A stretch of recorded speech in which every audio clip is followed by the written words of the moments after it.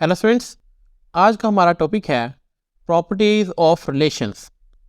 Database के अंदर relations की क्या क्या खसूसियात होती हैं। Relations have several properties. These properties are as follows. सबसे पहली प्रॉपर्टी जो हमारे पास रिलेशन की होती है वो है एटॉमिक वैल्यूज़ इन फील्ड्स। जो फील्ड्स के अंदर हमारे पास एटॉमिक वैल्यूज़ होंगी।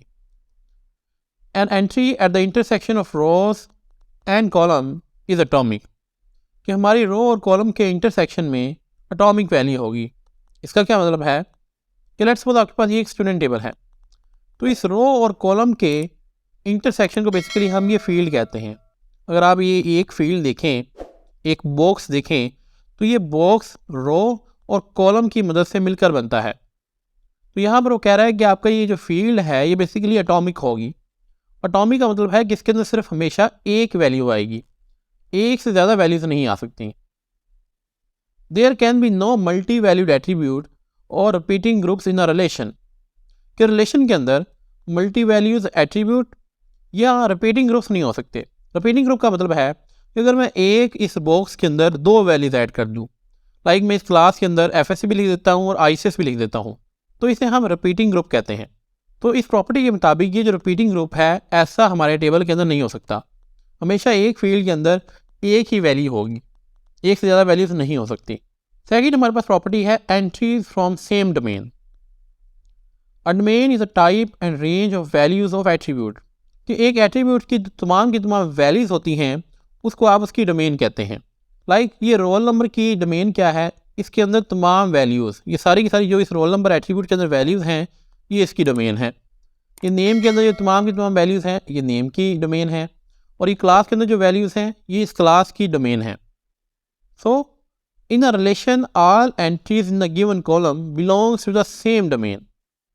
कि हमारे रिलेशन के अंदर तमाम की तमाम एंट्रीज गिवन कॉलम, जो भी कॉलम होगा उसकी डोमेन में से ही होंगी। लाइक ये क्लास एट्रीब्यूट की जो कॉलम है इसके अंदर ये जो वैल्यूज़ होंगी ये इस क्लास की ही डोमेन में होगी। ऐसा नहीं है कि मैं इस क्लास वाले कॉलम के अंदर किसी स्टूडेंट का नेम लिख दूँ तो वो गलत होगा। इस क्लास वाले कॉलम के अंदर सिर्फ क्लास ही आएगी और कोई वैल्यू यहाँ पर नहीं आ सकती। इसे कहते हैं entries from same domain. For example, all entries in roll number attribute of a relation must be from roll number domain. कि अगर हमारे पास ये रोल नंबर का कॉलम है तो इसके अंदर सिर्फ रोल नंबर ही आएगा, इसके अंदर कोई और वैल्यूज़ नहीं आ सकती। ये हमारे पास रिलेशन की सेकंड प्रॉपर्टी है। नंबर थर्ड पे मेरे पास है unique tuples. Each tuple in relation must be unique. Tuple हम पढ़ चुके हैं, कहते हैं रो को, कि ये जो आपके पास इस टेबल के अंदर रोज़ हैं इस तरह से हॉरिजॉन्टली, ये बेसिकली टपल्स कहलाती हैं। यहाँ पर वो कह रहा है कि जो टपल्स हैं ये यूनिक होंगी, यानी कोई टपल रिपीट नहीं हो सकती। लाइक अगर ये स्टूडेंट अली का डाटा है इस टपल के अंदर, तो मैं इस अली का डाटा दोबारा इसके अंदर एंटर नहीं कर सकता। अगर मैं ऐसे करता हूँ तो ये रॉन्ग होगा। For example, the roll number in each tuple of the table must be different from our other tables. यानी कि लेट्स सपोज आपके पास ये जो रोल नंबर है इसके अंदर 3001, 2, 3 और 4, ये 4 रोल नंबर्स हैं। अब एंड के ऊपर दोबारा 3001 रोल नंबर का डाटा ऐड कर दूँ तो ये गलत होगा। Uniqueness in a relation is guaranteed bye assigning a primary की फॉर ईच रिलेशन। अब हम टपल्स को यूनिक किस तरह से बना सकते हैं? टपल को यूनिक बनाने के लिए हम अपने टेबल की प्राइमरी की सेट कर देते हैं। लेट्स सपोज मैं रोल नंबर को प्राइमरी की सेट कर देता हूँ। तो जब मैं प्राइमरी की सेट करूँगा तो अब रोल नंबर के अंदर कोई भी वैल्यू रिपीट नहीं हो सकेगी, और जब वैल्यू रिपीट नहीं होगी तो हमारी जो टपल्स हैं वो यूनिक रहेंगी, क्योंकि हम पढ़ चुके हैं कि प्राइमरी की वैल्यू कभी भी रिपीट नहीं होती। तो ये मेरे पास थर्ड प्रॉपर्टी हमारे रिलेशन की। नंबर फोर्थ पे है insignificant attribute sequence. The sequence of attributes in a relation is insignificant. कि जो एट्रीब्यूट्स की सीक्वेंस है, लाइक अगर यहाँ पर सीक्वेंस देखो तो पहले रोल नंबर आ रहा है, ये नेम आ रहा है, ये क्लास आ रहा है। वो कह रहा है कि सीक्वेंस का कोई भी हमारे टेबल के ऊपर असर नहीं होता, ये सीक्वेंस चेंज हो सकती है। This sequence can be change without changing the meaning और the use of the relation. कि हम इस सीक्वेंस को चेंज कर सकते हैं, इसके चेंज करने से हमारे टेबल की मीनिंग के ऊपर कोई भी फ़र्क नहीं पड़ेगा। लाइक मैं रोल नंबर एंड पे लिख सकता हूँ, क्लास स्टार्ट पे लिख सकता हूँ, मैं इन एट्रीब्यूट्स की तरतीब कुछ भी सेट कर सकता हूँ। तो ये हमारे पास फोर्थ प्रॉपर्टी थी हमारे रिलेशन की। नंबर 5 पे हमारे पास है unique attribute name. The name of each attribute of a relation should be unique, कि हमारे इस रिलेशन के अंदर तमाम एट्रीब्यूट्स के नेम यूनिक होने चाहिए। लाइक ये रोल नंबर है, ये नेम है, ये क्लास है। मैं ऐसा नहीं कर सकता कि मैं एक और एट्रीब्यूट ऐड कर दूँ, उसका नेम मैं रोल नंबर लिख दूँ, तो फिर हमारे एट्रीब्यूट यूनिक नहीं रहेंगे। यहाँ पर यूनिक का मतलब है कि हर एट्रीब्यूट का जो नेम है वो डिफरेंट होगा।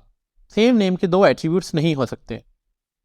A relation can not have two identical attributes, एक रिलेशन के अंदर आइडेंटिकल एट्रीब्यूट्स नहीं हो सकते। आइडेंटिकल मीन्स होता है सेम होना। तो नेक्स्ट हमारे पास प्रॉपर्टी है insignificant tuples sequence.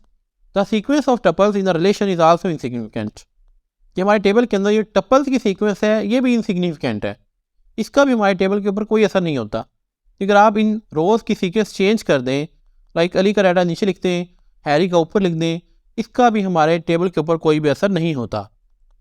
The sequence में B change if a new tuple is inserted in a relation, it is immaterial whether it is inserted at the beginning, at the end or in the middle of the relation, कि अगर मैं कोई नई tuple इसके अंदर add करता हूँ, like मैं किसी स्टूडेंट का डाटा इसके अंदर और ऐड करना चाहता हूँ, तो वो डाटा हम स्टार्ट के ऊपर भी ऐड कर सकते हैं, सेंटर में भी ऐड कर सकते हैं और एंड पे भी ऐड कर सकते हैं।